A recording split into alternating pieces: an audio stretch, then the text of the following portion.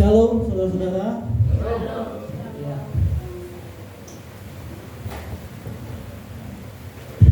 Suatu kebanggaan bagi saya untuk saya bisa berdiri di tempat ini, saya bisa menyampaikan firman Tuhan. Ya. Namun sebelumnya saya mau memperkenalkan diri ya. Mungkin saudara-saudara tempat ini belum pada kenal semua nama asli saya. Ya, nama saya adalah BKN PDT Ivan Riyandi Purba. Tahu arti BKN PDT? Ada yang tahu? Nggak ada ya? Bukan pendeta ya. Ya, saya bukan pendeta ya saudara-saudara. Saya hanya seorang SPD, sarjana pendidikan, jurusan teknik sipil ya. Sebelum saya membawa firman Tuhan, mungkin saya bertanya kepada saudara-saudara tempat ini. Saya seorang guru ya, jadi cenderung bertanya gitu, interaksi. Aman Silalahi juga seorang guru ya. Saya bertanya, siapa yang tahu tujuan Allah menciptakan kita gitu? Tujuan Allah menciptakan manusia di bumi ini. Ada yang tahu nggak?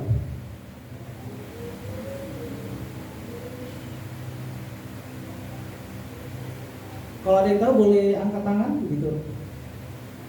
Mungkin ini nggak seperti biasa saling bertanya. Ada yang tahu?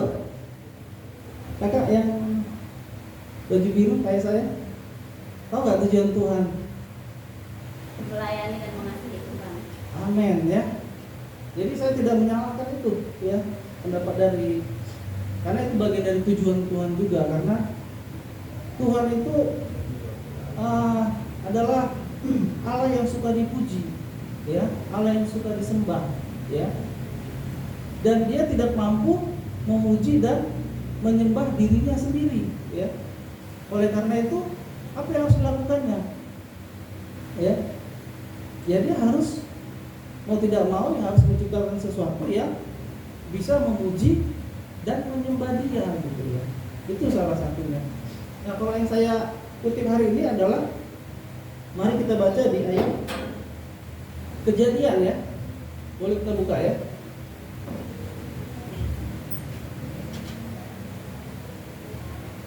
Kejadian 1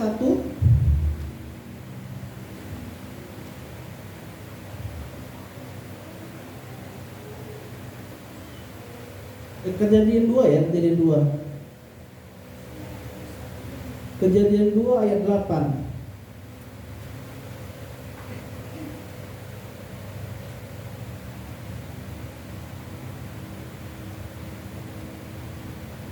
Bentar ya.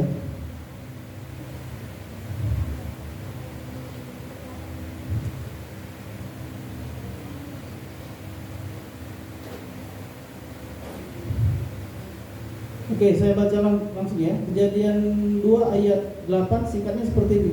Selanjutnya Tuhan Allah membuat taman di Eden di sebelah timur. Disitulah ditempatkannya manusia yang dibentuknya itu. Ya, amin. Jadi apa tujuannya di sini saya lihat adalah Tuhan pingin kita itu tinggal di taman Eden. Ya. Tuhan pingin kita itu ditempatkan di Taman Eden. Itu tujuan Tuhan. Ya, Dia menciptakan hari pertama ya, hingga hari kelima ya, Tuhan menciptakan segala sesuatunya untuk kebutuhan manusia, ya. Dan pada hari yang keenam Tuhan menciptakan manusia. Benar ya hambanya ya.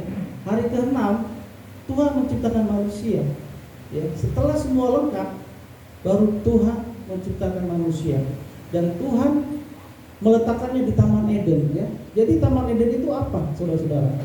Ya, Taman Eden itu adalah surga sebenarnya. Surga yang Tuhan sudah siapkan untuk kita, ya. Di mana Taman Eden itu ya, hubungan manusia dan Allah adalah hubungan seperti sahabat. Ya.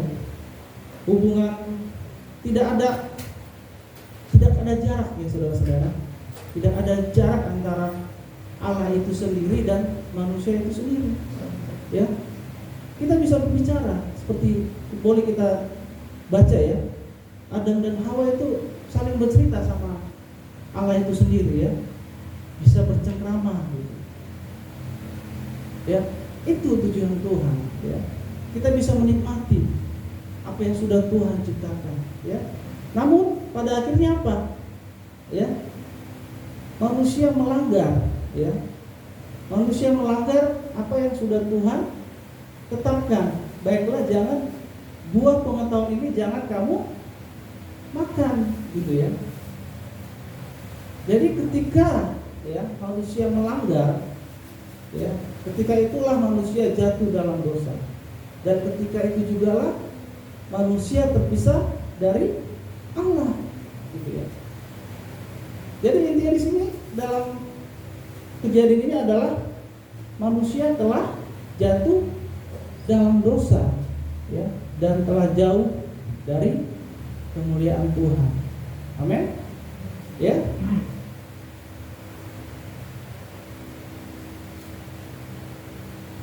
Itu pembukaan aja ya.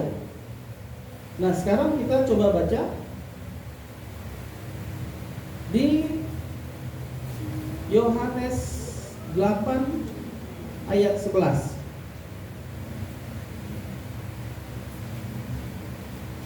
Boleh diwakilkan salah satu jemaat?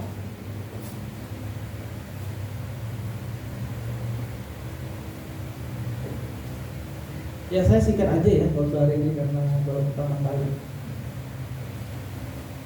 Boleh hambanya baca? Bapak ini, kakak yang pakai ini aja, yang hitam putih ini. Yohanes 8 ayat 11. Yohanes 8 ayat 11 jawabnya tidak ada Tuhan. Lalu kata Yesus, aku pun tidak menghukum engkau, pergilah dan jangan berbuat dosa lagi mulai dari sekarang. Ya. Di sini saya ambil kesimpulannya, ya. Aku pun tidak menghukum engkau, ya. Pergilah dan jangan berbuat dosa lagi mulai dari sekarang, mulai dari hari ini, ya. Jadi kita tahu ya saudara-saudara, nenek moyang kita juga adalah pelaku dosa, ya. Saya juga pelaku dosa, ya. Saya yakin juga saudara-saudara di tempat ini adalah pelaku dosa, baik setiap hari, setiap minggu, setiap bulan, setiap tahun pasti kita melakukan dosa. Benar? Amin ya. Jadi kata Tuhan apa di sini? Ya, aku pun tidak menghukum engkau, pergilah dan jangan berbuat dosa lagi. Jadi ini ceritanya ketika itu, ya, ada seorang gadis pezina ya. Bahasa sekarang itu adalah kupu-kupu malam ya. Kupu-kupu malam ya.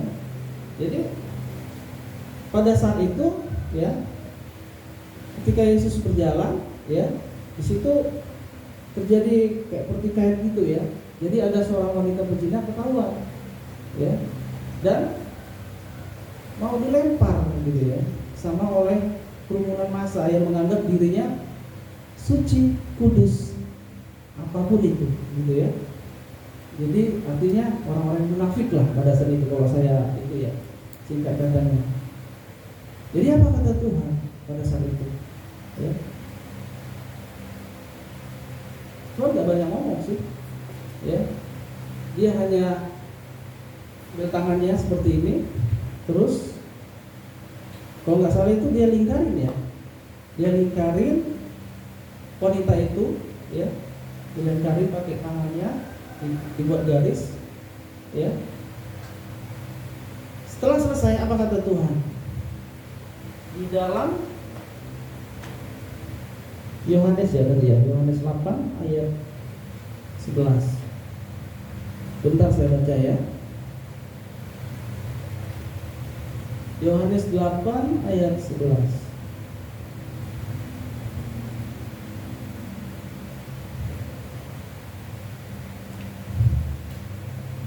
Ini ya, Yohanes 8 ayat, dimulai dari ayat 6 ya. Mereka mengatakan hal itu untuk mencobai dia, supaya mereka memperoleh sesuatu untuk menyalahkannya. Tetapi Yesus membungkuk lalu menulis dengan jarinya di tanah, ya. Dan ketika mereka terus-menerus bertanya kepadanya, ia pun bangkit berdiri lalu berkata kepada mereka, barang siapa di antara kamu tidak berdosa, hendaklah ia yang pertama melemparkan batu kepada perempuan itu. Lalu ia membungkuk pula dan menulis di tanah.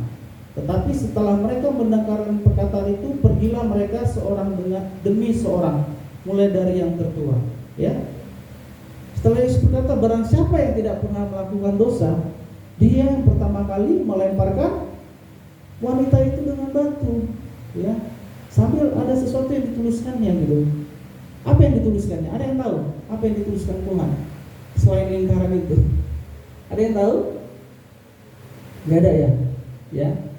Jadi saya sering sekali ya ikut pertemuan rohani dan seminar.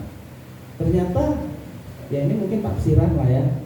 Nah, ternyata yang dituliskan Tuhan Yesus itu adalah 2 loh batu. Ya, 2 loh batu itu apa isinya? 10 hukum Taurat. Ya. Apa isinya? Jadi tidak hanya berzina doang, jangan berdusta, jangan membunuh, jangan berbohong. Ya. Jadi semua merasa melakukan dosa itu. Amin.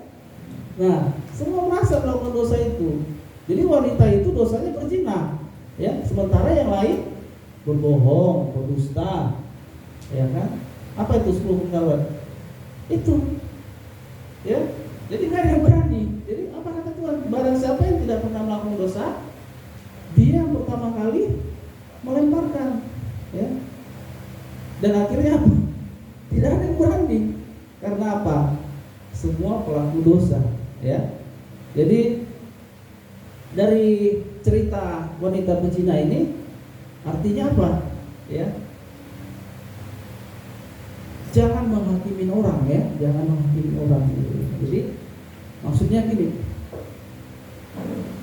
masalah dosa hukuman biar Tuhan saja yang menghukum manusia itu. Amin. Ya, biar Tuhan aja, karena itu bukan kekuasaan kita, ya, bukan hak kita untuk menghukum manusia atas dosanya. Namun ya bagi kita yang sudah percaya dan tahu tentang kebenaran firman Tuhan, ya, mulai hari ini katanya, ya, mulai hari ini jangan berbuat dosa lagi, ya. Amin. Ya. Nah, sekarang saya masuk ke dalam intinya, ya. Tema saya hari ini adalah dasar, ya. Dasar ataupun fondasi, ya.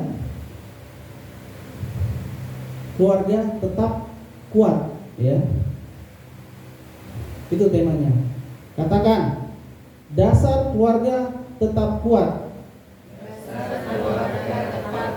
Amin, ya. Itu tema kita hari ini, ya.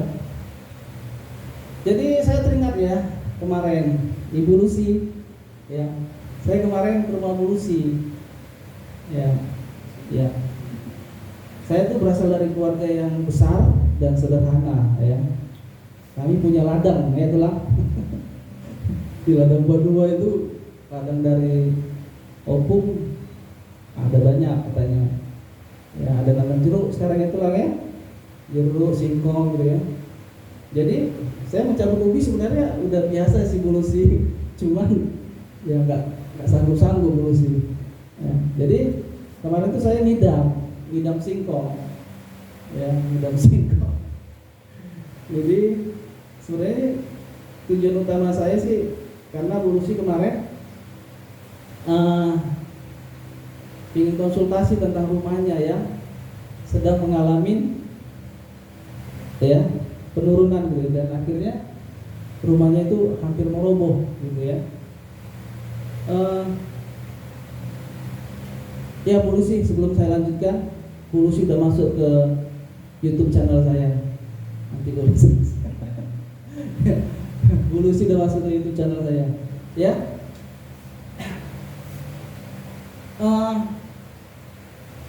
Bulusi cerita tentang rumahnya yang sedang mengalami perubahan, ya, artinya sudah meroboh gitu ya. Jadi beliau meminta pendapat dan saran lah kepada saya karena beliau nggak tahu saya tahu dari siapa beliau, bahwa saya bisa tukang menukang gitu ya. Ya benar, saya memang jurusan sarjana pendidikan teknik sipil ya, teknik sipil. Seharusnya itu saya mengajar di SMK bangunan ya. Setiap SMK yang ada jurusan teknik bangunan, seharusnya lulusan kami itu ada di situ mengajar ya. Ada dua, pertama di SMK negeri, jadi SMK jurusan teknik bangunan, dan kedua di proyek juga boleh gitu ya. Tapi selama saya lulus, saya kerja di proyek terus gitu. Jadi kembali lagi ke cerita awal. Jadi Ibu Lucy rumahnya mengalami ya penurunan dan hampir meroboh ya, saudara-saudara.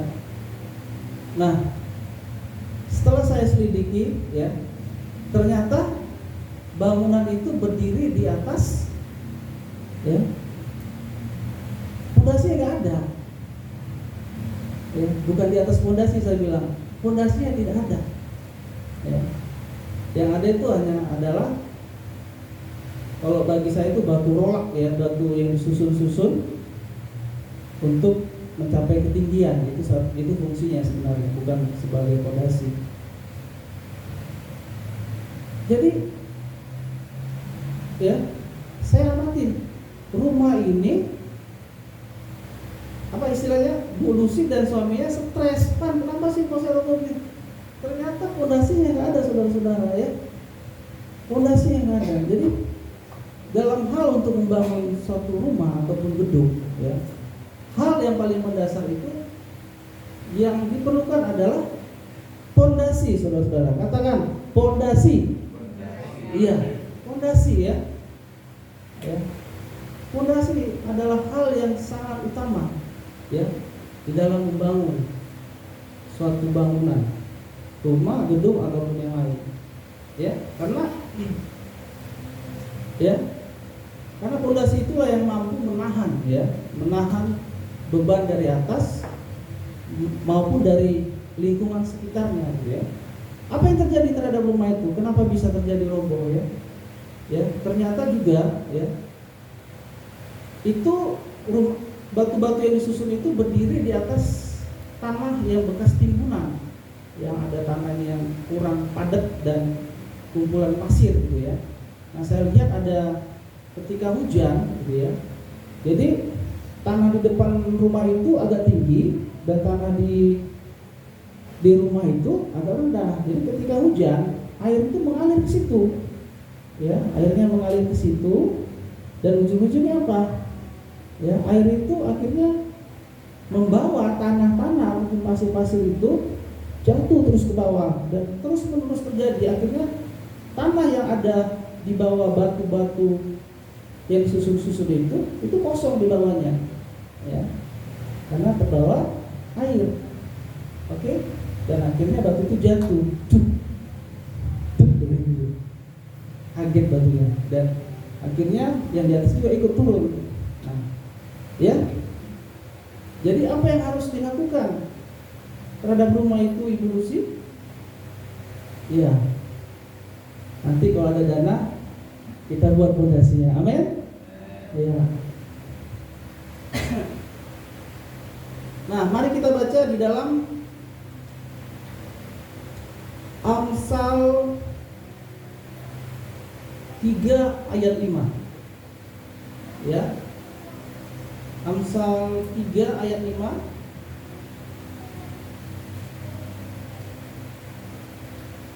Dasar ataupun fondasi apa yang diperlukan, ya, supaya keluarga kita tetap kuat, ya. Mari kita baca. Yang pertama adalah seisi rumah, ya, harus percaya kepada Tuhan yang satu, ya. Syarat pertama adalah, bentar ya sebelum kita baca tadi. Syarat pertama adalah seisi rumah harus percaya kepada Tuhan yang satu. Apa itu maksudnya? Ya. Jadi gini loh, saya kakak beradik, gitu ya. Terkadang persepsi tentang Tuhan itu sangat berbeda. Ya. Nanti adik saya ini bicara Tuhan itu, kalau kita tanya Tuhan itu siapa gitu? Dia jawab, Tuhan itu Allah yang mencukupi kebutuhanku, katanya. Yang satu lagi, Tuhan itu siapa? Oh, Tuhan itu besar, katanya. Ya kan? Yang satu lagi, Tuhan itu yang mati di kayu salib, katanya. Jadi berbeda semua. Jadi kita harus menyimpulkan, ya, dalam satu keluarga ini kita harus menyimpulkan, ya, Tuhan yang mana yang kita maksud dalam keluarga kita. Amin. Tuhan Yesus kah? Atau Tuhan yang mana? Ya, jadi kita baca nih di Amsal 3 ayat 5. Amsal 3 ayat 5.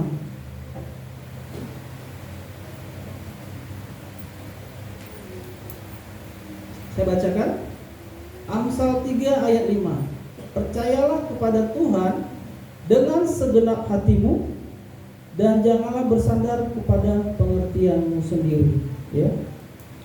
Jadi saya coba garis bawain di sini, jangan bersandar kepada pengertianmu sendiri dulu, ya.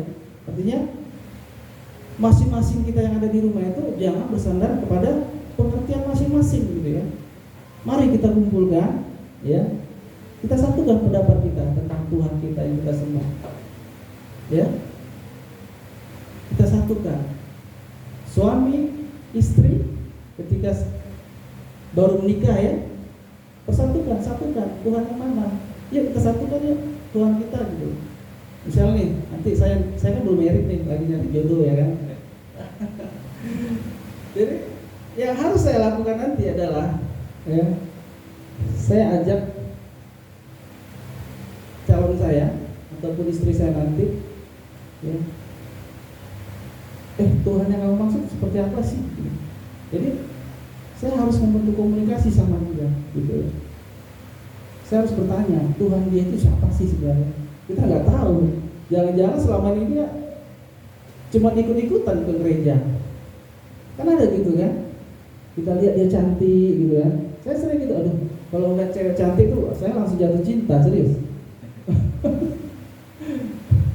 Sorry lah ya, ini karena saya masih anak muda, ya. Saya nggak munafik orangnya, saya terus terang. Jadi kalau ngeliat cewek cantik saya langsung jatuh cinta. Tapi setelah saya selidikin, saya dekatin, gitu ya, ternyata blow on. Gitu. Dia cantik, ya kan? Tapi ketika dia komunikasi a i u e o gitu kan. Sering terjadi seperti itu, gitu. Jadi jangan hanya cantik doang yang kita lihat, gitu ya. Jadi itu, ya. Kalau saya ingin menikah nanti, saya harus persatukan persepsi kami.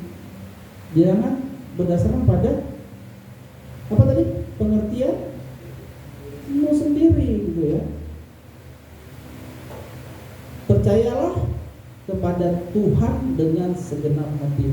Jadi kita berdua itu nanti harus percaya sama Tuhan yang satu. Amin.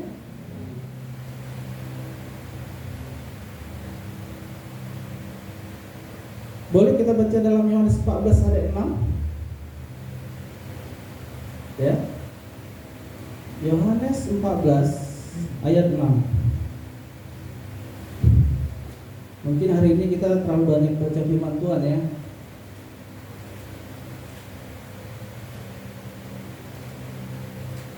Boleh baca salah satu orang? Biar agak saya nggak merasa sendiri ya. Yohanes 14 ayat 6. Yang singer ya, cewek tadi.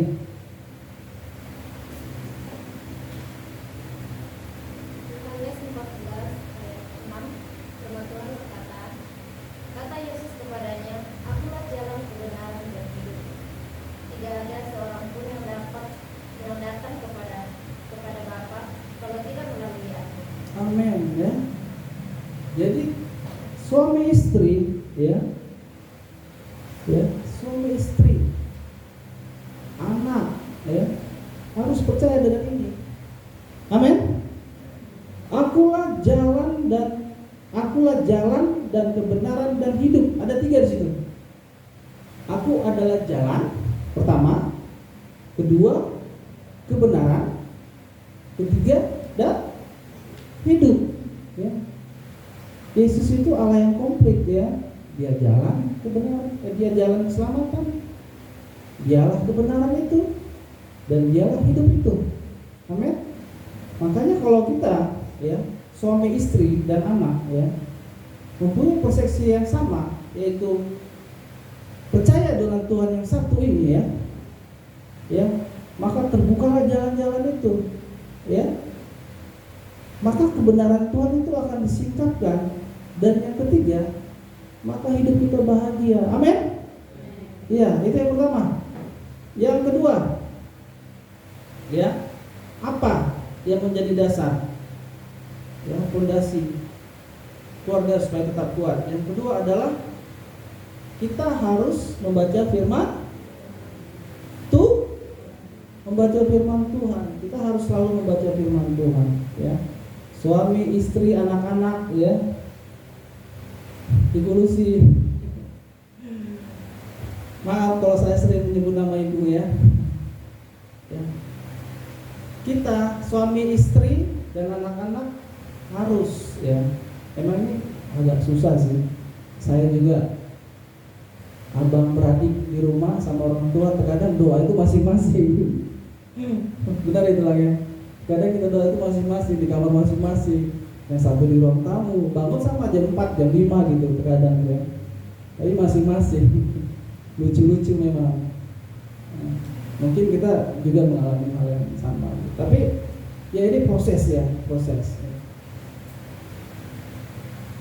Kita baca di dalam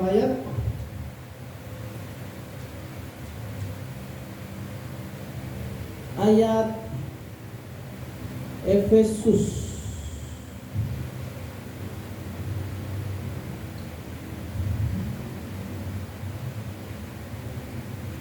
Efesus 2 ya masalah.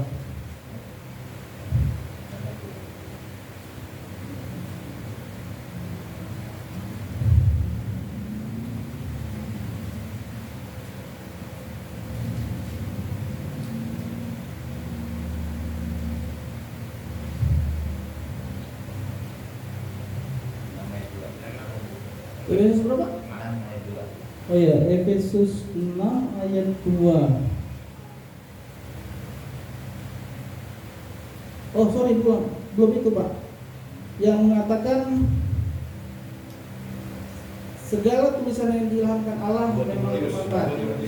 Oh iya, boleh dibuka 2 Timotius 3. Ya. Karena saya bukan seorang pendeta ya, jadi aduh. Tadi saya lupa catat ayatnya, saudara. 2 Timotius 3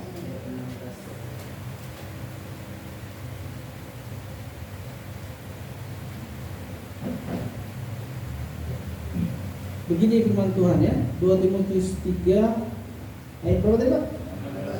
16. Segala tulisan yang diilhamkan Allah memang bermanfaat untuk mengajar, untuk menyatakan kesalahan, untuk memperbaiki kelakuan, dan untuk mendidik orang dalam kebenaran, ya. Garis bawahi dalam kebenaran. Kita kembali ke poin pertama tadi. Kebenaran itu siapa? Akulah jalan dan kebenaran dan hidup. Ini poinnya kebenaran di sini, ya. Untuk mendidik orang dalam kebenaran, ya. Ke dalam kebenaran, ya. Siapa kebenaran itu, ya? Allah itu sendiri, Yesus itu sendiri. Amin. Suara saya cukup jelas sampai belakang? Amin, ya. Oke. Jadi gini, ya. Firman Tuhan ini benar-benar bermanfaat, ya. Bermanfaat untuk mengajar, menyatakan kesalahan, memperbaiki kelakuan, dan untuk mendidik orang dalam kebenaran, ya. Jadi kalau kita sering baca firman Tuhan, ya, kita sering baca firman Tuhan, kemanapun kita pergi, ya, dimanapun Tuhan tempatkan, ya, karena kebenaran itu adalah Allah itu sendiri, ya, Dia akan selalu mengingatkan kita, ya, membaca firman Tuhan, ya. Dan firman itu juga adalah Allah itu sendiri. Dalam Yohanes 1 ayat 1, ya, mengatakan bahwasanya pada mulanya adalah firman, dan firman itu bersama-sama dengan Allah, dan firman itu adalah Allah itu sendiri, ya. Ketika kita membaca firman Tuhan, ya, kita hidup dalam kebenaran tadi, hidup dalam Allah, ya. Ketika kita membaca Alkitab ini, ya, Alkitab ini adalah firman itu, Allah itu sendiri. Amin. Sekarang saya bertanya, siapa yang nggak percaya dengan Alkitab ini? Ada? Adakah di tempat ini? Jadi singkat kata ini, ya, saya punya banyak teman jurusan teologi, ya, lulusan teologi, ya.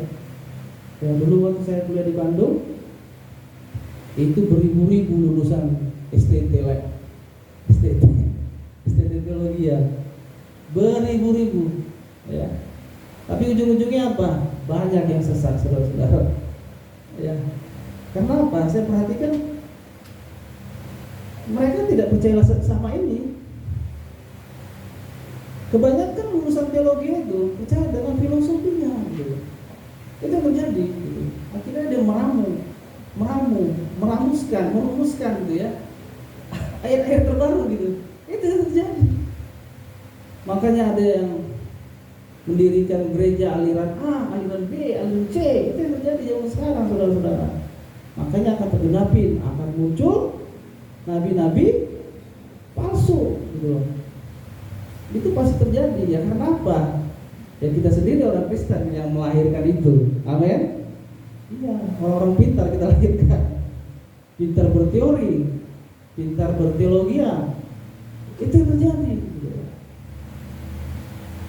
Aku percaya, ya, saya percaya Alkitab ini adalah lembaga, ya, dicetak oleh Lembaga Alkitab Indonesia, ya. Siapa yang buat? Adalah orang-orang pintar di zaman dulu, ya, orang-orang teologia, lulusan filsafat di masa lalu yang sudah mencetak ini, gitu. Ini sudah intinya, gitu, inti dari semua teologia. Lalu kenapa kita harus menciptakan kebenaran yang lain, gitu, ya? Ini sudah menjadi dasar kita sebagai kebenaran. Tidak ada lagi yang lain, gitu. Walaupun di sana ada sekolah teologi A, B, C, D, gitu, ya, kita harus ini berpatok pada ini, gitu.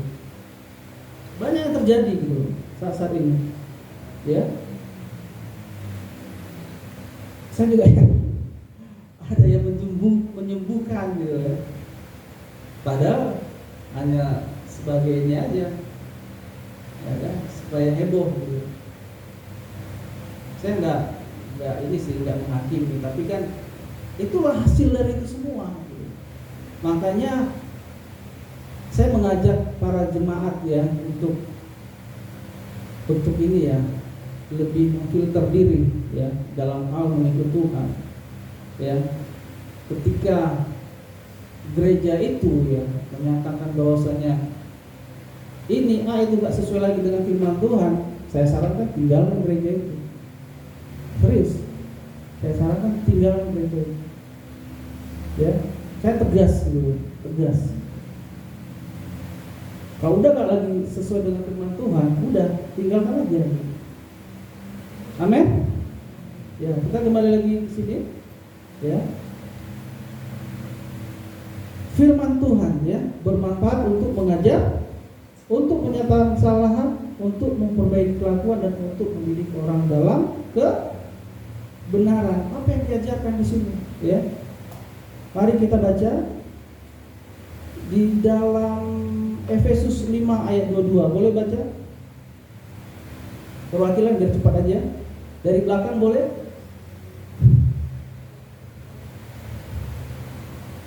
Efesus 5 ayat 22. Efesus 5 ayat 22 firman yang mengatakan, hai istri, tunduklah kepada suamimu seperti kepada Tuhan. Amin, ya. Jadi ini ya firman Tuhan itu sangat bermanfaat untuk mengajar ya. Mengajar keluarga tadi ya. Ya, ini akan menjadi dasar gitu ya. Dasar fondasi bagi keluarga kita supaya tetap kuat di dalam Tuhan ya. Apa yang diajarkan di dalam firman Tuhan ini? Efesus 5 ayat 22 berkata ya, hai istri, tunduklah kepada suamimu seperti kepada Tuhan ya. Ini kepada istri ya.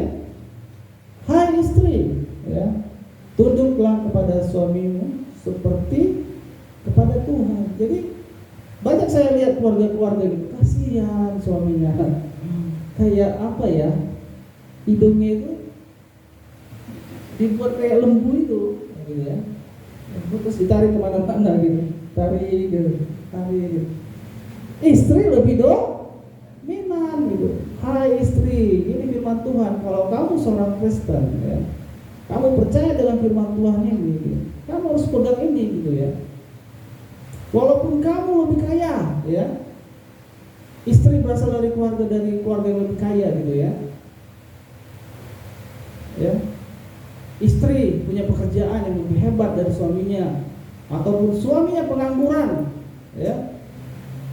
Tidak ada lagi kebenaran yang lain, cuma satu. Amin. Tunduklah kepada suamimu seperti menghadap kepada Tuhan ya. Itu. Jadi harus suami menjadi kepala rumah tangga, bukan amin. Ya, ini harus kita lakukan ya. Loh, dia kan pendapatannya cuma 500.000 Pak gitu ya. Saya 10 juta sebulan. Loh, kembali lagi komitmen di awal dong, sumpah pernikahan. Apa? Suka duka, ya. Apalagi? Sakit, sehat, miskin, kaya, hanya maut yang memisahkan. Jadi jangan karena alasan ini, alasan itu, kamu akhirnya tidak menghargai suami kamu. Amin. Nah, selanjutnya Efesus 5 ayat 25. Efesus 5 ayat 25 biar saya bacakan. Hai suami, kasihilah istrimu sebagaimana Kristus telah mengasihi jemaat dan telah menyerahkan dirinya baginya, ya. Kasihilah istrimu hai suami, ya. Begitu. Amin. Tadi untuk istri, sekarang untuk suami. Kasihi seperti kamu mengasihi diri kamu sendiri. Perempuan itu senang banget gitu dikasihi. Senang dia dibelai-belai, katanya seperti itu ya, karena saya belum nikah sih. Benar Pak ya? Istri itu suka begitu, dikasih, diperhatiin gitu.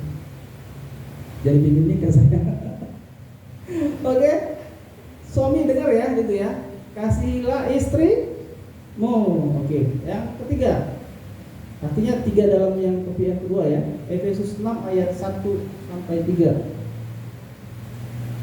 Efesus 6 ayat 1 sampai 3. Hai anak-anak, taatilah orang tuamu di dalam Tuhan, karena haruslah demikian. Hormatilah ayahmu dan ibumu, ini adalah suatu perintah yang penting, seperti yang nyata dari janji ini, supaya kamu berbahagia dan panjang umurmu di bumi. Amin. Jadi ini untuk anak-anak kita ya, saya juga masih anak-anak ya. Taatilah orang tuamu, hormatilah orang tuamu ya, supaya berbahagia dan panjang umur. Amin anak-anak. Ada sini anak-anak yang belum mirip? Ada ya, oke. Ya. Ini untuk kita anak-anak ya. Hormati orang tua kita, hargai. Jadi kebanyakan zaman sekarang gitu ya. Emaknya dari kampung, ya, tamat SD, oke. Anaknya sudah capek-capek dibelakang sama mamanya, dijual ladangnya, dijual ladangnya supaya anaknya sekolah tinggi. Apa yang terjadi?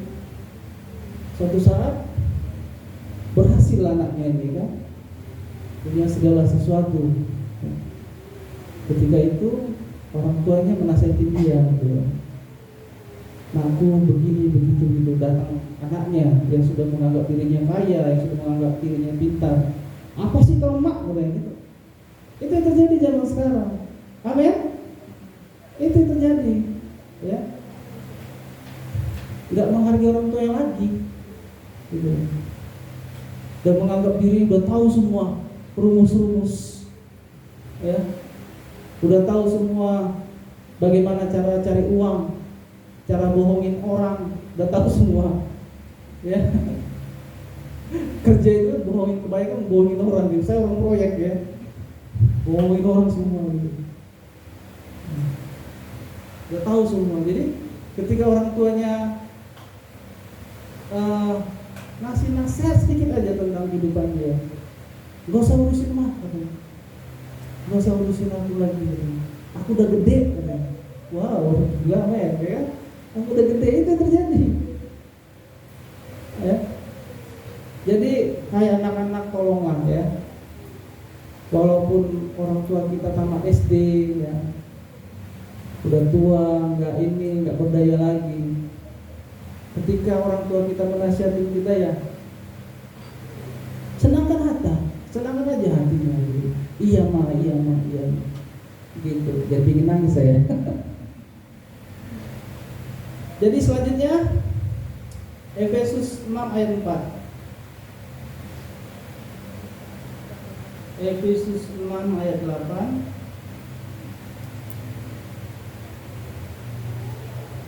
Ayat 4. Efesus 6 ayat 4.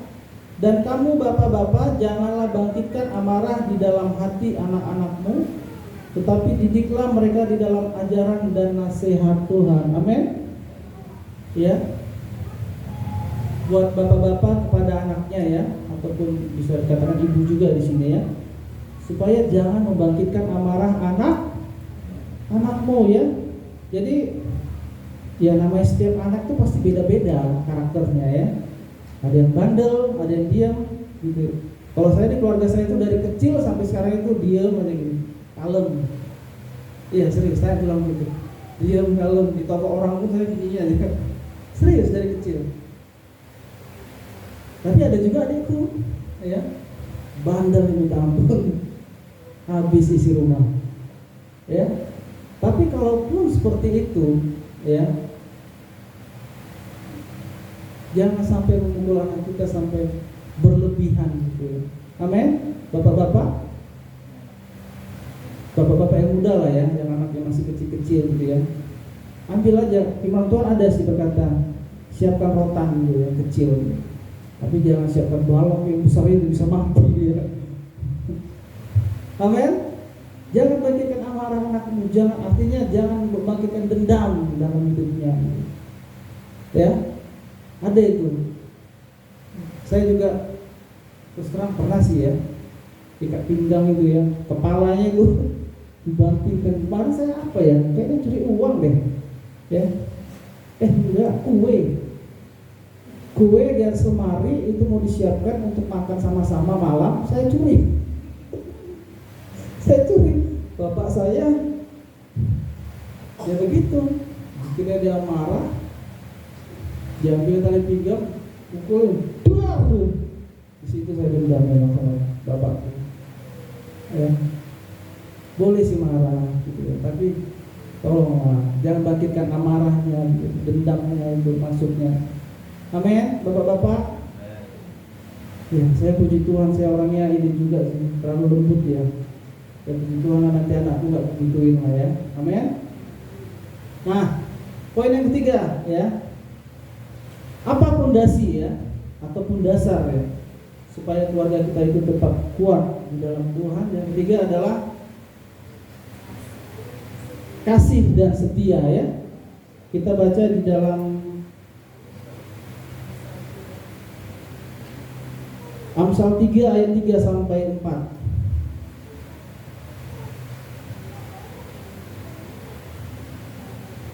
Amsal 3 ayat 3 sampai 4. Saya bacakan ya, demikian firman Tuhan. Janganlah kiranya kasih dan setia meninggalkan engkau. Kalungkanlah itu pada lehermu, tuliskanlah itu pada loh hatimu. Maka engkau akan mendapat kasih dan penghargaan dalam pandangan Allah serta manusia. Amin. Ya, saya tentang kasih nih ya, kasih dan setia. Jadi apa arti kasih itu, saudara-saudara? Ada yang tahu? Kayaknya ada ya dalam ayatnya. Pak, apa yang pengertian kasih? 1 Korintus. Boleh dibaca? Pak, boleh bantu saya Pak ya? Pengertian kasih.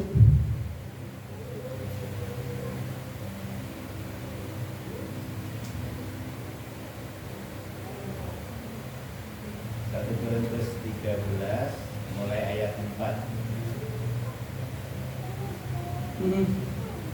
Kasih itu sabar, kasih itu murah hati, ia tidak cemburu, ia tidak memegahkan diri dan tidak sombong, ia tidak melakukan yang tidak sopan dan tidak mencari keuntungan diri sendiri, ia tidak pemarah dan tidak menyimpan kesalahan orang lain, ia tidak bersukacita karena ketidakadilan, tetapi ia bersukacita karena kebenaran. Ia menutupi segala sesuatu, percaya segala sesuatu, mengharapkan segala sesuatu, sabar menanggung segala sesuatu.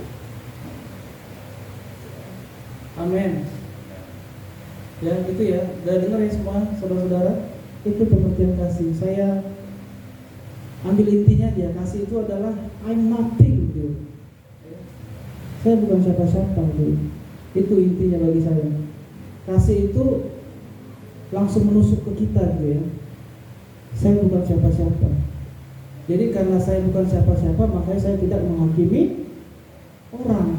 Karena saya bukan siapa-siapa, makanya saya harus memaafkan dia.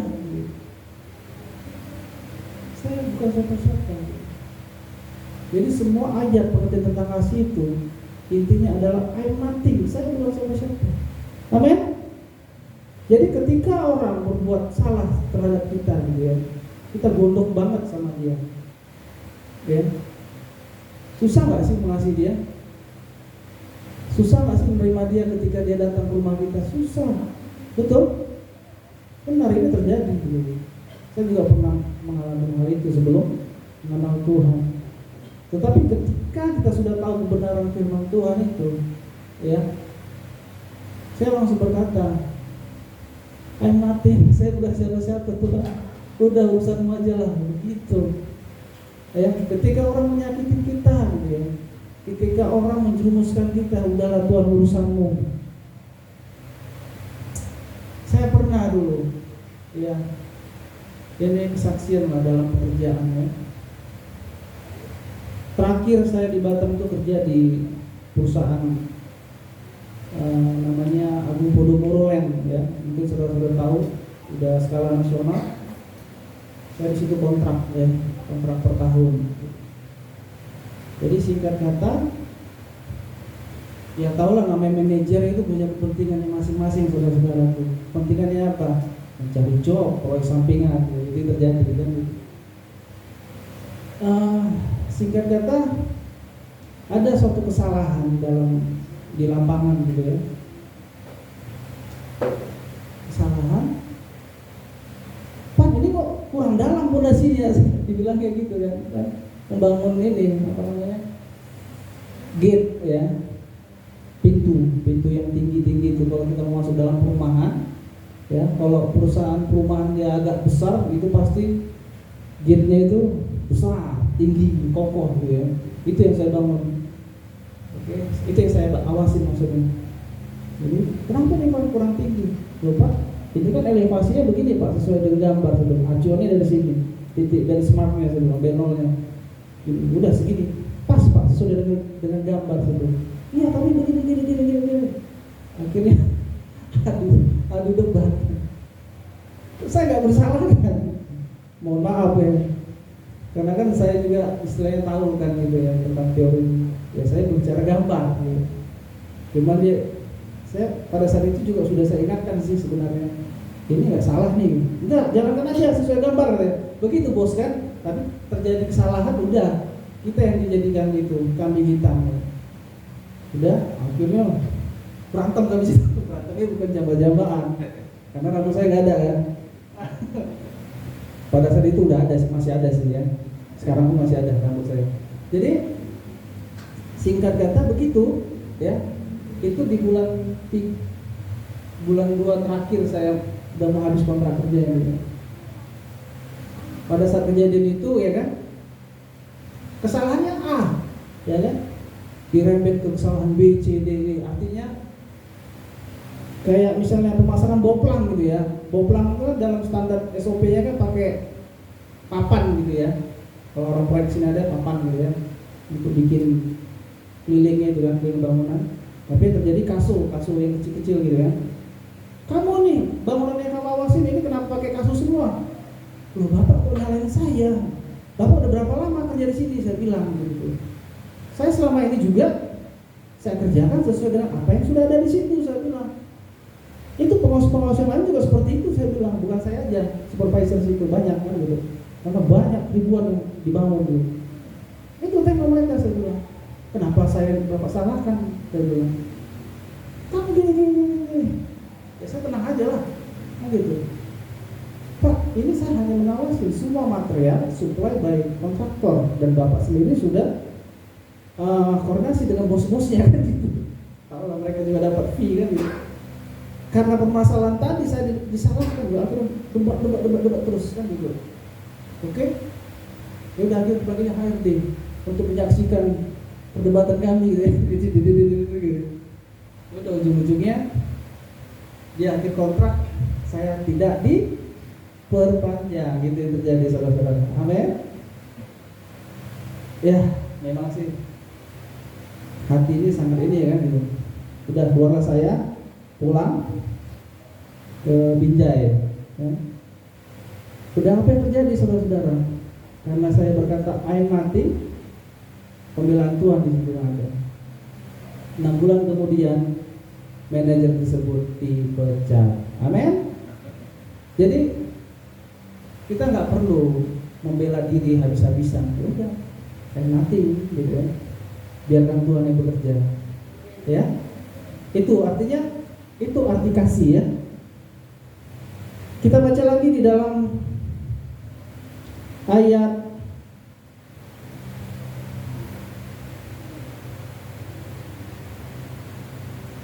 Efesus 2 ayat 8 ya. Efesus 2 udah mau habis nih ya. Sebentar lagi, 5 menit lagi.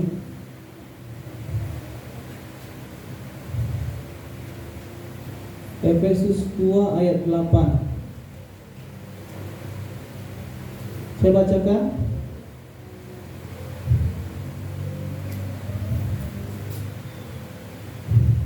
Sebab karena kasih karunia kamu diselamatkan oleh iman, itu bukan hasil usahamu, tetapi pemberian Allah. Ya, Jadi gini saudara-saudara, ya. Tadi kata Tuhan kan, jangan kasih setia meninggalkan engkau ya. Karena apa?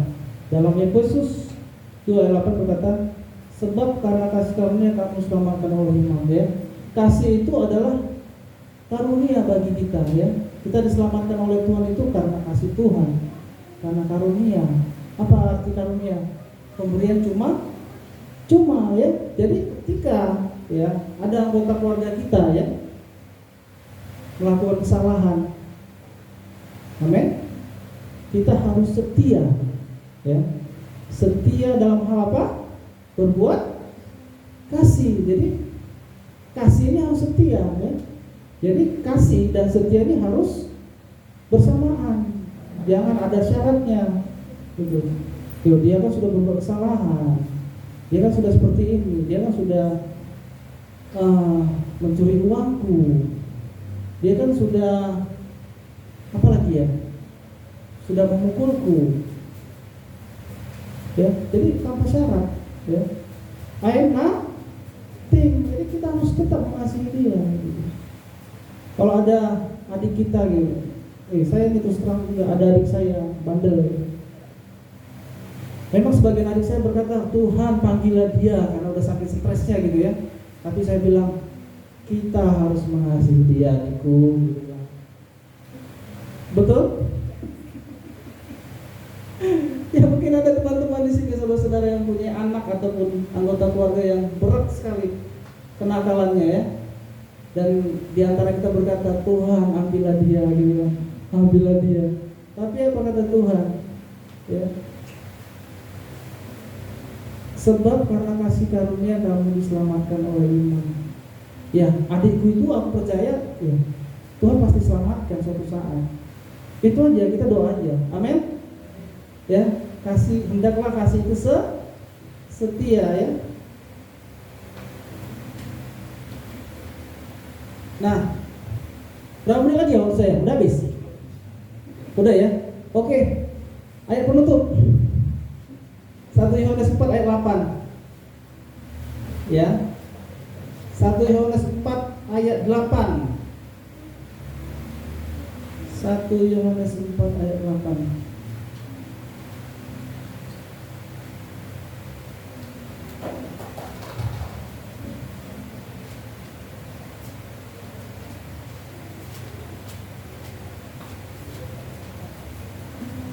Yohanes 4 ayat 8 berkata, maka saya agak rapuh sebenarnya. Barang siapa tidak mengasihi, ia tidak mengenal Allah, sebab Allah adalah kasih. Amin. Ya, jadi barang siapa yang tidak mampu mengasihi orang yang mengganggu kita, yang tidak dapat mengasihi adik kita yang bandel, berarti kita belum kenal Tuhan. Amin. Bukan dia yang belum mengenal Tuhan, ternyata kita yang belum kenal Tuhan. Amin. Karena itu kata Tuhan ya, ayat 8. Barang siapa tidak mengasihi, ia tidak mengenal Allah, sebab Allah adalah kasih ya. Jadi kalau kita menyalahkan orang, saya menyalahkan adik saya yang bandel itu, dan saya tidak mampu mengasihi dia, kadang kita merasa pintar nih kan, kita merasa kita kenal Tuhan. Amin, betul kan? Ternyata apa kata Tuhan? Ternyata saya yang belum kenal Tuhan. Ya, ternyata aku belum kenal Tuhan. Amin. Jadi saya simpulkan, ya dasar ya ataupun fondasi keluarga untuk tetap kuat di dalam Tuhan, pertama adalah seisi rumah harus percaya kepada Tuhan yang satu. Yang kedua, tetap membaca firman Tuhan, dan yang ketiga, hendaklah kasih dan setia itu ada di dalam keluarga kita. Amin. Shalom. Tuhan berkati.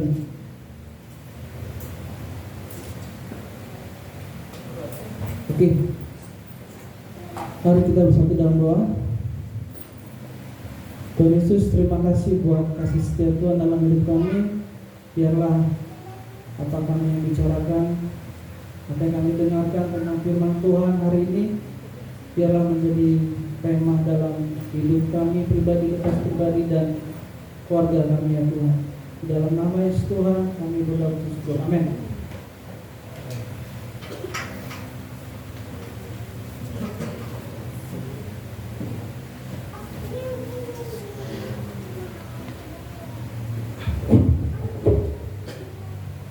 Ya, terima kasih buat saudara hambanya Ivan Purba yang sudah menyampaikan kebenaran firman kita tentang keluarga. Artinya keluarga yang mengasihi adalah keluarga yang mengasihi seperti Tuhan Yesus sendiri. Ya, terima kasih. Semoga pelayanan pada hari ini Tuhan Yesus memberkati untuk setiap pelayanan saudara Ivan dalam di mana saja untuk kemuliaan dan hormat kemuliaan Tuhan.